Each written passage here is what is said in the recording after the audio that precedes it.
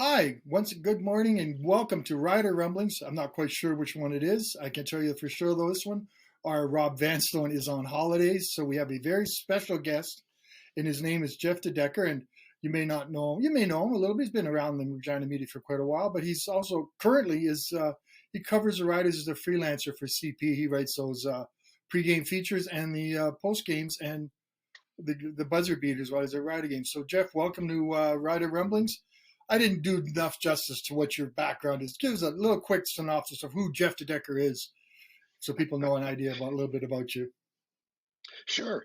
Excuse me. Well, I'm a former LPer. I was there for almost 30 years. I did about 15 years on the copy desk, mostly in sports, and then the last 14 years I was the entertainment guy, and then I retired. So I've been doing some consulting work. In the meantime, I started my own business, Plowboy Consulting, and I do some work with Fraser Strategy as well.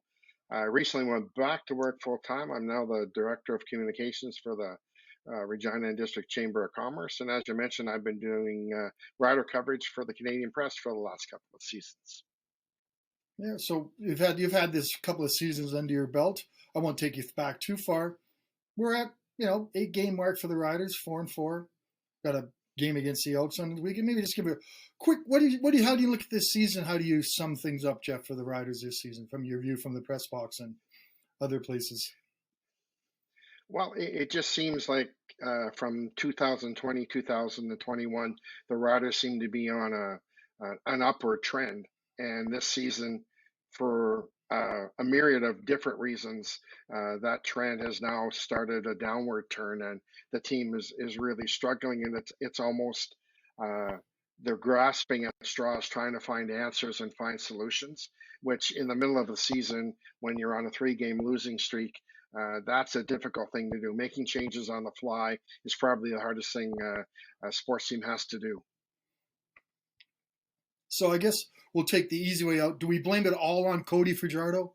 Is it all Cody's fault? Is it all his happy feet, his bad knee, his that's pretty well it is. Happy feet and his bad knee and the lack of an offensive line in front of him? Is it all Cody's fault with the way things are shaped up this season?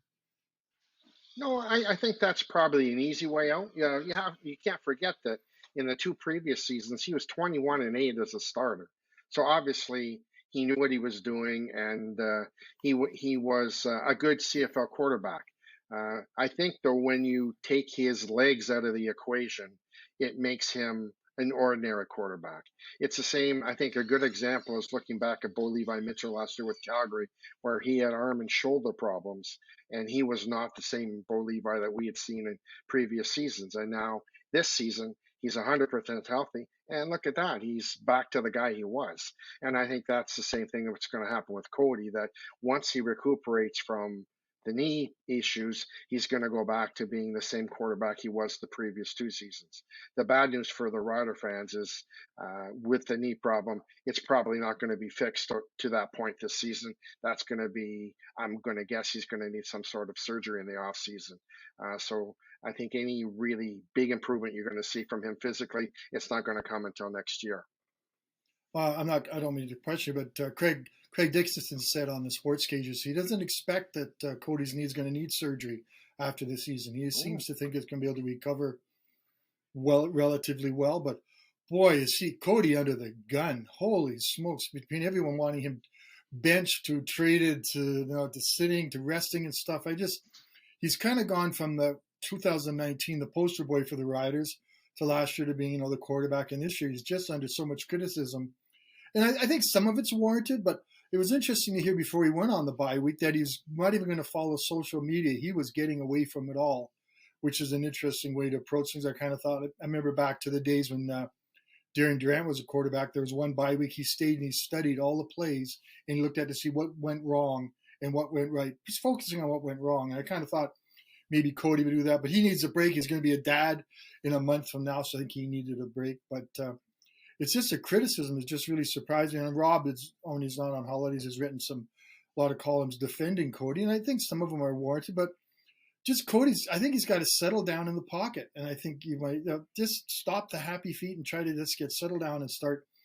And maybe we all want to see the long passes. I think maybe just find the short pass, the intermediate stuff that works until they get healthy at receivers. And I think maybe we can start seeing Cody coming back to the type of player that he was in 19. So that's my little Well, thoughts on I that, think Jeff. the issue with the happy feet is just because that's not his norm. That's not what he's usually comfortable with, right? He drops back, and when he's under pressure, his first instinct is to get out of the pocket and make a play. And with that option taken away from him, I think that's probably why you see so much of the happy feet. And you have to also take into consideration the offensive line, especially when Dan Clark went down early in the year. They've struggled all season. They're really good in the run game, but as far as pass blocking goes, I mean, it's one, two, three Mississippi's at the best of times, and that doesn't give you a Yeah. lot of time as a quarterback to react. And you know as much as I do, Murray, over the years, the favored rider athlete for fans in Saskatchewan is the backup quarterback. So I mean, Cody's not in any position different than any of the starters before him. Like Darian Durant went through all this stuff. Henry Burris went through all this stuff. So I mean, on one hand, I guess he wants to engage with the fans, but on the other hand, he's got to take it at what value it is, and it's just noise coming from the fan, and he's got to be a confident athlete going forward and know that with the support of his teammates, the coaching staff, that he's going to make the right decisions on how to get back on track. I also think people aren't giving him enough credit for the fact that he's playing in pain. If you're watching that touchdown Atlantic play when he got that near sack, how much agony he was in crawling around on the turf. And I think some other people, some athletes would say if it wasn't the quarterback, they'd be cheering. Yes, way to go, way to show the heart and the fortitude to play through that pain. But I think there are higher expectations for Cody, and the fact that he's kept playing through this knee, that keeps expecting to get better. Now, I don't know how it gets better. I think I thought there'd be surgery, but I guess he's just going to get better, and he's somehow going to make it through. What I think you and I, Jeff, have to say is the schedule from heck for the Riders heading down here. You look at this, they got the Elks on the weekend, and I'm not saying they're anything, but they're still an East Division team. They play 9 of their 10 games left against East Division teams. I'm going to go through almost not quite Rob's stats, but as much work as I do on stats. They play BC, Winnipeg, and Calgary. All three of them on back-to-back games. They play Winnipeg. They play Edmonton. So they have the back-to-back games. They have all the West Division teams who are all superior except for the Elks to them right now. And I just think that, boy, this has crossover written all over it, and not being the home team in the Grey Cup. So I think the schedule, I don't know who makes them up, but boy, it's West Division heavy, but it's going to be fun to watch. I think the Riders are really going to have to step up their game to be if they're going to get even into the playoffs, considering what they got ahead of them. Well, it's a good news, bad news scenario. The good news is because they've got such a string of 9 out of 10 games with West Division teams, they kind of have their own destiny in their hands, right? If they play well and they can pick up some wins, then they're going to have a good shot of making the playoffs and building on that string. The bad news is if they go into those 9 games against the West Division teams and have some serious issues and get on a bit of a losing string again. Even if they make it as a crossover, you don't want to go into the playoffs where you're 9-9 or 8-10, and you're on a losing skid. Kind of hard to get momentum going forward when you can't cobble together some wins and have confidence in your ability going forward. I think on the positive side, the Riders are going to started getting healthier down the stretch here. Garrett Marino will return from his suspension. I think he's got 1 game left. Pete Robertson could be back. I'm hoping the next couple of weeks. I'm thinking that AC Leonard is probably 4 weeks away, another defensive end. Micah Tights is eligible to return. I don't know where they're going to play him with the way Larry Dean and all the other linebackers are playing, but he still comes back. Shaq Evans could be returning relatively soon. I don't think Dan Clark's going to be back this season. I don't know. He's still hobbling around, so that's obviously a very serious one. But I think they're going to get healthier down the stretch, which means good things going ahead. Maybe that receiving core will get a little boost from Shaq, but we saw what happened when Shaq came back last year from the broken leg. He wasn't really himself. So maybe my optimism might be a little tempered on that, but I think health is a big factor for this team. I think injuries have been a big part of it, and every team has injuries, and I'm not using it as a reason or even an excuse. It's just what it is. And the Riders have been hammered with a lot of injuries, but No, Jeff, is there an injury riddled guy, Jeff, that you're kind of thinking they maybe come back that'll have a huge impact on them in the next little while, or is it just the old conglomeration of all of them coming back? Well, I think it's a big deal that they're going to start getting guys back almost in bulk. But if you want to look at one guy that I think would make a difference, I always look back at Pete Robertson. The defensive line hasn't been the same since he's been out. I mean, he was so far ahead of everybody as most sacks in the league when he went down. And then you add in the fact that AC Leonard's hurt as well. So the pressure that the defensive line used to be able to apply, it just hasn't been the same. And then, of course, once you don't get pressure on the quarterback, then all of a sudden your linebackers and your DBs have to extend their coverage and play coverage longer. That's a difficult thing to do. A lot of people forget. Like Edmonton's a good example. This next game, all the Riders should kick them because they're a bad team. People forget these guys are professional athletes, and if you start taking guys like that for taking them for granted, that you're going to get burned and you're going to lose. So again, the Riders have to focus on what they can do, and I think when they get Pete back, I think that'll make a big difference to their uh, attack on defense, which will in turn help the defensive backs and the linebackers become a little bit better as well. I'm wondering how much of a benefit will this bye week have been to them? Are we going to see as some of the players says, rejuvenated, refreshed, reorganized, all the re's? Do you think they're going to be this bye week? We're going to notice a different Rider team. They're kind of, I would say, limped into the bye week. But what are they going to come up with a sprint at the end of this bye week? I think it's definitely going to be a positive for them, not only from the point of, over the course of 8 games, the players are going to be nicked up. You can't play professional football with all the physical contact and not get nicked up. But you're never going to be as fresh as you were at the start of the season. But the other thing that I think about with this bye week is the COVID issues that they went through. They played a week after going through COVID protocol, and I'm sure as much as the players that were in protocol and got back on the field, they were, quote unquote, healthy to be there. But COVID takes a bunch out of you, and it takes a bunch out of your wind and you haven't been exercising like you normally do. Common trait is you lose weight. So I think maybe these guys, when they're off on that week, it's going to be one more week of getting over all that COVID stuff. And so I think you're going to see a healthier team in that aspect.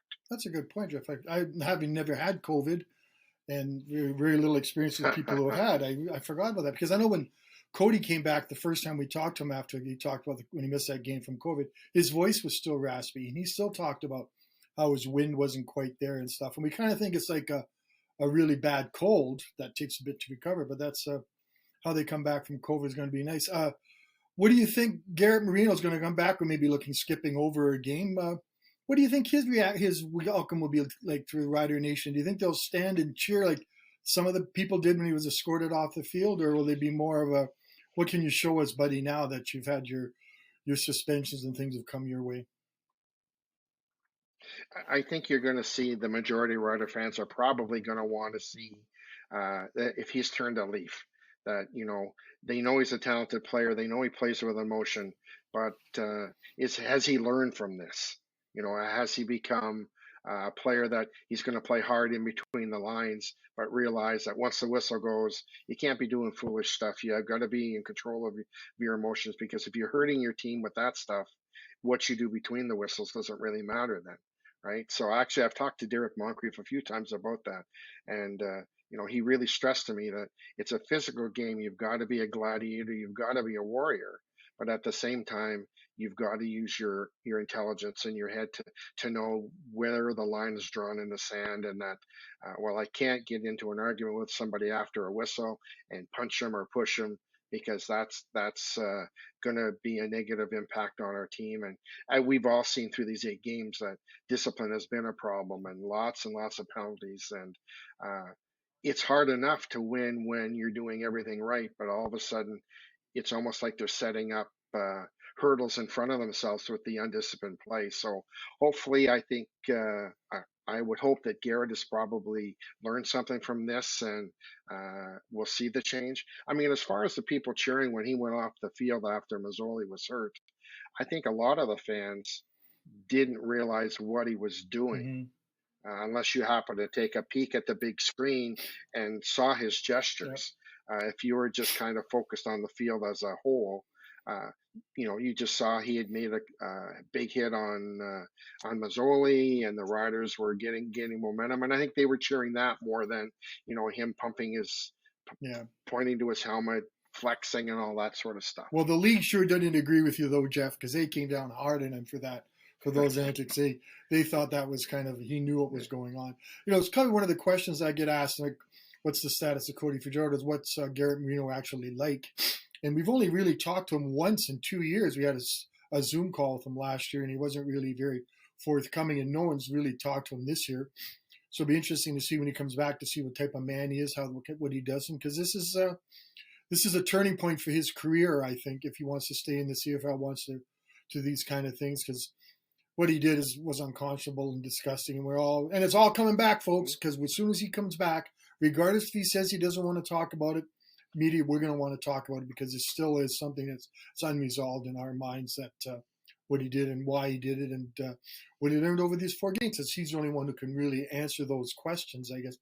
Jeff, I'm just going to take a little spin here. We're talking negative, and that's how we make our money. Cynicism and negativity is how our sports writers do stuff. Is there something on the Riders that they're doing right that's got them to 4-4, that's got them to 500 after 8 games? Is there something you see out there go, yeah, that's a pretty good spot for this football team. That's something that shows a positive going ahead for them, these guys. You see anything? That's a test for you, eh? There's a few things. I mean, we talked a little earlier about the offensive line struggling, but when it comes to running the ball, they do a really good job. I mean, they're up to I think oh goodness me, they're averaging 5.4 yards a carry an attempt, I think. So when you ask them to run the ball, I think they can do that. That's a benefit. That's something that offensive coordinator Jason Moss is going to have to take into account with his game plans going forward. I did notice last night, going through some stats, the Riders run the ball probably the second most of any team in the league. So when you hear the fans screaming about, well, come on, you got to run the ball, well, he is running the ball. The problem they run into is when you're second and long. That really forces your hand and what you can do with your play calling. On the other side of the ball, you have to be impressed with the linebackers. Mm-hmm. I mean, those guys have been amazing, sure-handed tackling. It never ceases to amaze me when I see Sankey running down the field and making leaping interceptions, or catching up to a running back from the other side of the field from 20 yards away. You don't think someone his size should be that athletic, should be that fast. Very impressive. And the defensive backs, I was kind of amazed, when they lost some veterans from last year. I thought, this is going to be a work in progress. But you know what? They have been pretty good, all things considered. So there are a few things that are positive that the Riders can build on and move forward, I think, as the season goes into this really difficult part. Because it's funny, people talk about how O'Day didn't bolster the offensive line during the offseason. And obviously there are some shortcomings, but boy, look at the positions he did bolster. Like Larry Dean was coming back, but getting Larry Dean back, getting Derek Moncrief there, getting Darnell Sankey as a linebacker, signing those people cost money, and that's maybe he saw that as positions that he could bolster and did an amazing job at. And now it's coming back to people saying, well, he should have bolstered the offensive line. And yes, but I don't remember a whole lot of great offensive linemen out there. Once they were signed, they were left with what they had. I kind of thought Jamal Campbell would be more involved in the offense. I thought he'd be ahead of Natai Rogers, but for some reason they're sticking with Natai, who has his struggles. He had a couple of games where he cut down on the penalties and those kind of things, but he kind of had another bad game where he was just sort of manhandled by the BC Lions. So he's a guy that's got to pick it up. But I think those linebackers, I'm with you too. It's fun to watch. Moncrief is just an amazing player. So Sankey and Larry Dean, considering this time last year he was still on crutches, I guess, or one of those boots from a torn Achilles tendon. He's just an amazing player to watch. So there is some positive things to come from it. Jeff, I don't necessarily going to throw another one. Do you think O'Day and Dickinson are on the hot seat yet for what's happened? Do you think they're under a little bit of pressure for the Riders this kind of season, the way the season's shaping up, or is it still too early in the season to throw them under the bus, you might say? Oh, I think it's still a little early. I mean, they're at 500 for goodness sake. So I don't know if you want to get rid of your GM or your head coach when your team is at 500. I think where a lot of the pressure comes, though, is people thought because the Riders were going to be hosting the Grey Cup at Mosaic Stadium this year that the Riders were going to load up and make a run to make sure they were going to be in the game. So I think that's where it all comes back on. You talked about the signings he made on the defensive side of the ball, and then you get the fans who are complaining, well, he didn't make similar signings on the offensive line. And you raised a good point that the marquee offensive guys that were available, they cost too much money. You have to remember it's a salary cap league, and you're very limited once you give out a few larger contracts. You really have to watch your purse strings. And I think another thing as far as bolstering the offensive line, Taron Vaughn missed all last season with a shoulder injury. And so it's almost like that was a new signing when having Taron come back into the lineup this year. And I mean, he's showing a bit of a rust. I think his shoulder probably, I know he's missed a game with it. And, but on the other side of the coin, there's a guy that's a proven dominant lineman in the league.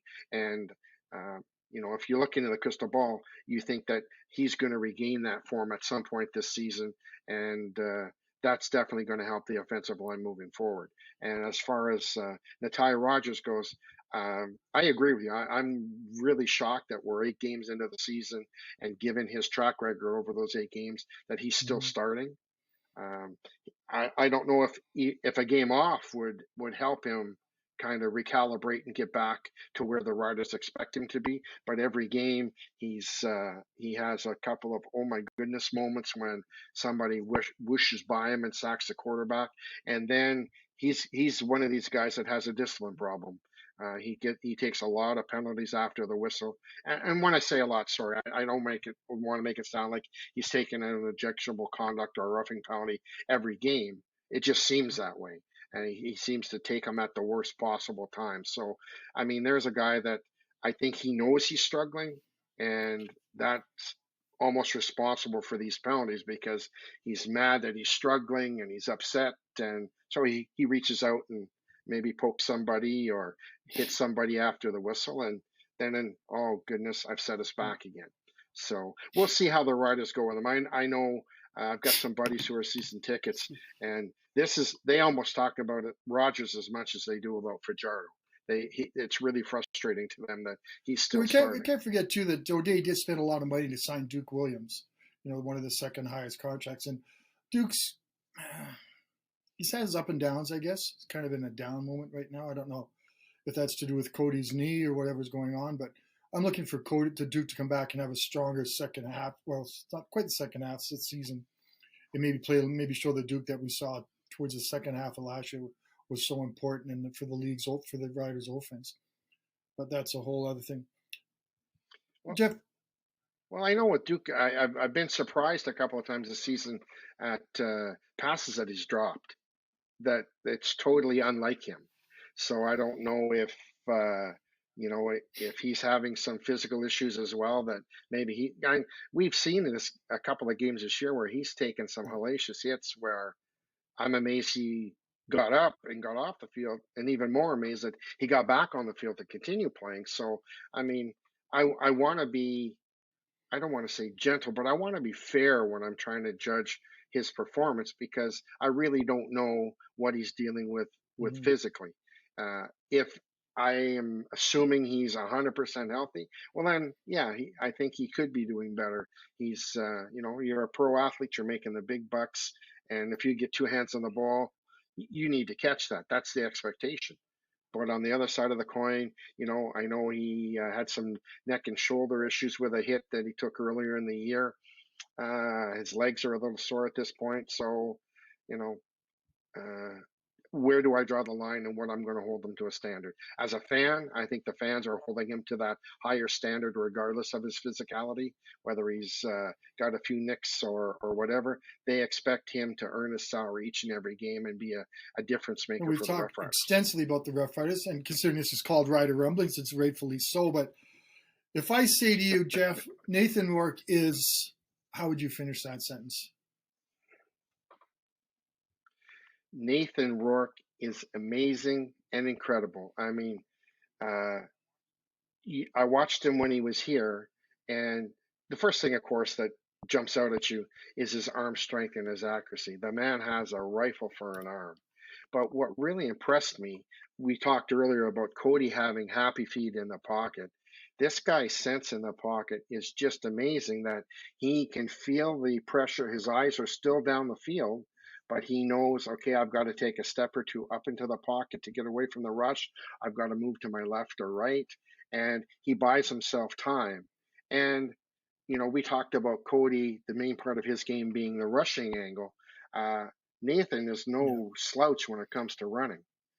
He can wheel for a big guy, and I think the play that most impressed me when he was here against the Riders was he rolled out to his left, and being a right-handed quarterback, that's a hard throw to make, and so he's on his left rolling out, and he zipped the ball about 20 yards downfield that was right on the money, and that was an OMG moment for me that this guy's got a lot of skill. And I've been listening to the talk radio in town for the last couple of days, and they're talking about NFL teams beginning to show interest in him, and that doesn't surprise me in the least. I kind of thought after that quick start where he had the 3 games, okay, teams are going to get film on him, and they're going to be able to set up defenses that are going to force him into spots where he's a little weaker. And that hasn't been the case. He had one middling game, but he's regained his stride and he's just continues to be the front runner for the MOP award in the league, That in my first humble half he opinion. had against the Elks, I think it was 370 yards passing in that neighborhood, 5 touchdowns. Like just that half you don't expect to see anymore in the CFL. It's almost like if the CFL had a video game, they had the video game numbers. And you just watch him. You keep waiting for him to do something wrong, and he keeps doing something spectacular. Also, one of the things that I think the Lions did a great job. They're not paying him the big bucks that quarterbacks are making in the 400 grand. So they have money to spread around their receivers, which they've done a great job at. Brian Burnham returns, Dominic Grimes, Lucky Whitehead, Keon Hatcher. There's some of the top 5 receivers in the league on that team because the quarterback doesn't make the $400,000. That's a good clap on the slap on the back or pat on the back. Sorry, to the Lions management for showing the fortitude and the smartness and the salary cap awareness to get those type of players. But that's what's going to make this second half of the season so even more interesting than the first half is these teams get watching at the BC Lions and how they continue to improve. And same token, at the bottom, what are the Elks going to do? Are they going to improve? Are we going to, what type of team are we going to see down the stretch for them? I think Chris Jones said that was one of the most amazing performances he's ever seen in the CFL when he watched Rourke do what he did. So we'll have to see what Chris Jones can get from the Elks this weekend. Jeff, what do you think against the Elks this weekend? We'll wrap it towards that. Well, I think you're going to get the same as whenever Chris goes to a new team. Uh, he usually takes that first season to rebuild everything. Like he tears everything down, starts to bring his guys in, guys that fit his system, that he trusts, that he knows are going to play his way. I mean, you think back to the first year he was with Mm-hmm. the Riders. It was pretty ugly at times, and I think you're going to see the same with the Elks. At this point, I mean, you look at their quarterback situation. Going with Cornelius as their starter, and then some unsung Canadian kid as the backup. And he's not trying to bring in a veteran guy because he knows this is a work in progress, and he's going to grab his quarterback in the off season. He's going to get a veteran guy that's going to come in and be able to run his offense the way he wants it run. And I kind of giggle when we talk about the quarterback being the most popular guy in Saskatchewan. The other thing that Regina fans love to do is they love to run Yeah. offensive coordinators out of town. So now you've got Stephen McAdoo who was here, and man, the fans were all over him. I mean, the guy won a Grey Cup as an offensive coordinator. He won a Grey Cup as an offensive line coach, but now he's back with Chris in Edmonton, and he's got to be looking in Regina and seeing all the grief that Jason Moss has taken. And I don't know if he's laughing, but I'm certainly sure he understands what Jason's going through because he lived it for a number of years. So, I mean, Rider fans are Yeah. going to be Rider fans. So it'll be interesting to see what Chris comes up with next year. I'm I would suggest that next year the Elks are going to be significantly better. That's just going by Jones's Yeah, I think they're going to previous be better track too. record. Well, Jeff, that's been great. Thanks for your time. I now have to read our famous outro, which I hope I can get this right. I don't know if you ever made it to the end of Rider Rumblings and heard this, Jeff, but here you go. If you enjoy the podcast, please leave a review and a 5-star rating. It helps us grow the podcast. You can subscribe to the show on Apple Podcasts, Google Podcasts, Spotify, Stitcher, or wherever you get your podcasts. If you'd like to send us a question, you can email Rob at rvanstone@postmedia.com and we'll read it on the show.